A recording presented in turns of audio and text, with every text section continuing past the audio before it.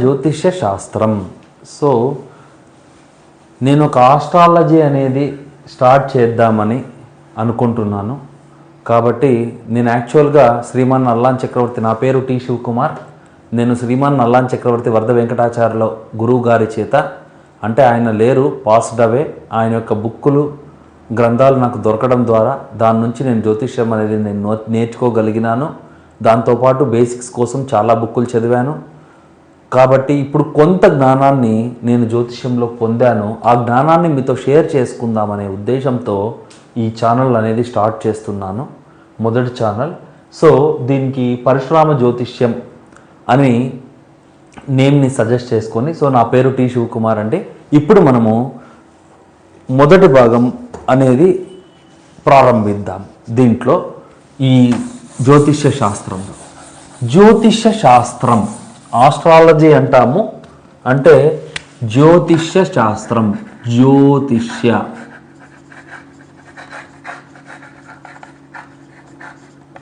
జ్యోతిష్య అనే పేరులోనే జ్యోతి ఉంది. ఇది వెలుగును నింపుతుంది.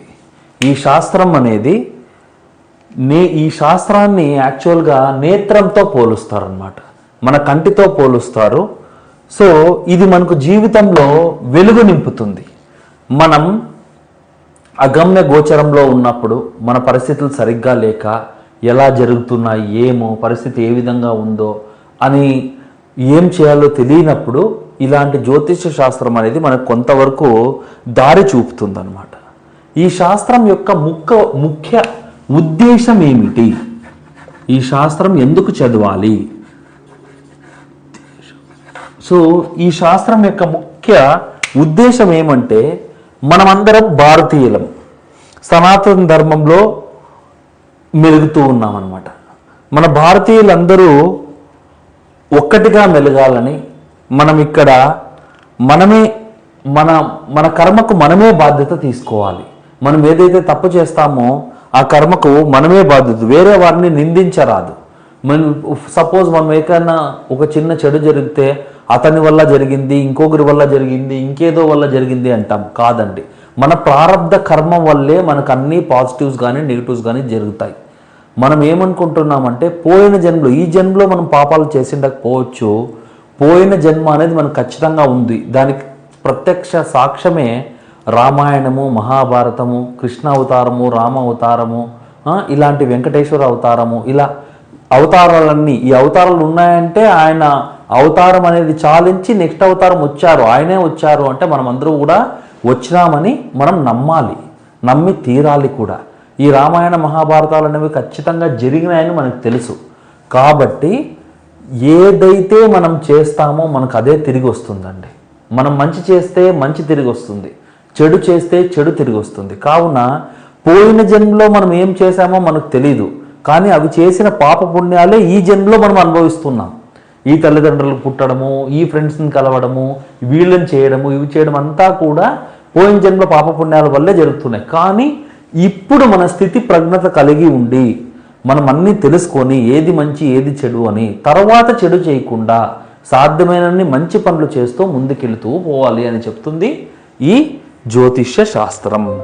మానవుడు పాప పుణ్య మిశ్రితుడు, పాపాలు ఉన్నాయి, పుణ్యాలు కూడా చేస్తూ ఉంటాడు అనమాట. ఈ మిశ్రితుడు కాబట్టి జ్యోతిష శాస్త్రం ప్రకారం మన కర్మ లెక్కించబడుతుంది. సో మన బ్యాంక్ బ్యాలెన్స్ ఏ విధంగా ఉంటుందో అదేవిధంగా దేవుడి దగ్గర చేసిన పాపాలు పుణ్యాలు అనేవి లెక్కించబడుతుంది. మనం మంచి పాపం చేస్తూ పోతూ ఉంటే దానికి తగ్గట్టుగా మంచి అనుభవిస్తాము. అదే పుణ్యాలు అనేది చేస్తూ ఉన్నామంటే దానికి తగ్గట్టుగా మంచి, పాపం తగ్గట్టుగా చెడు అనుభవిస్తూ ఉంటామన్నమాట.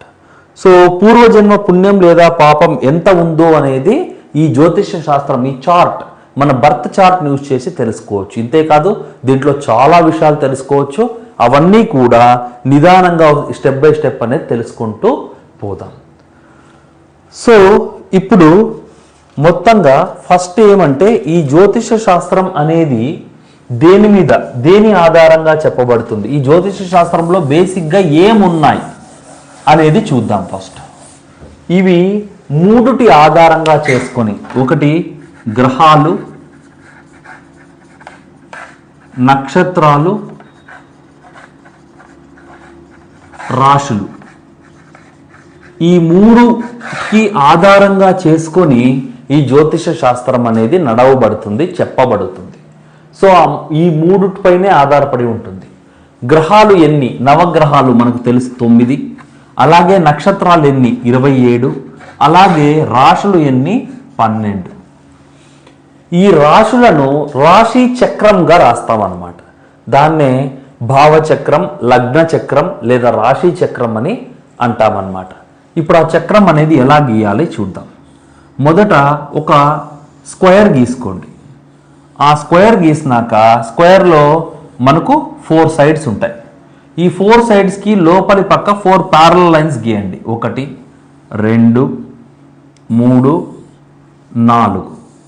అలాగే మధ్యలో ఒక్కొక్క పార్ట్ని డివైడ్ చేయండి. సో ఇలాగా 12 గళ్ళు వస్తాయన్నమాట. దీన్ని రాశి చక్రం అని అంటారు. ఈ రాశి చక్రం ఆధారంగానే మనం అన్నీ కూడా గణించడం అనేది జరుగుతుంది. సో ఈ రాశి చక్రంలో ఎక్కడి నుంచి స్టార్ట్ అవుతుంది? మొదటిది ఇది 1, 2, 3, 4, 5, 6, 9, 10, 11, 12. సో 12 భాగాలుగా విభజించబడింది రాశి చక్రం. ఈ 12 భాగాలనే 12 రాశులు అని చెప్పామన్నమాట. సో ఈ 12 భాగాల్లో ఈ నవగ్రహాలు 9 గ్రహాలు కూడా సంచరిస్తూ ఉంటాయన్నమాట. ఒక్కొక్కటి. కానీ ఫిక్స్ ఏది? రాశి అనేది ఫిక్స్.